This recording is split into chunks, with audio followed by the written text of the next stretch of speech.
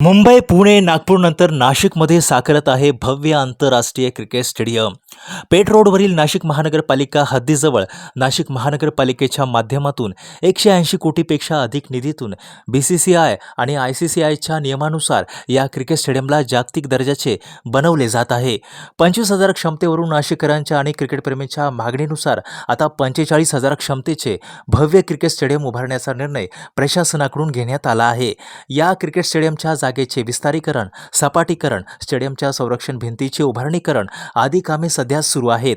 हे cricket stadium जमिनीपासून उंच ठिकाणी तयार होत असून जागेचे विस्तारीकरण करण्याचे आव्हानात्मक कामे सध्या पार पडत असून आता मोठ्या प्रमाणात जागेचे विस्तारीकरण झाले आहे.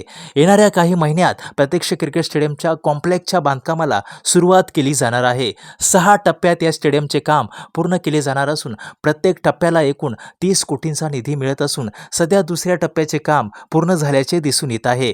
येणाऱ्या कुंभमेळ्यानंतरच हे आंतरराष्ट्रीय क्रिकेट स्टेडियम क्रिकेटप्रेमींच्या आणि नाशिकरांच्या सेवेत दाखल होण्याची शक्यता दिसून येत आहे.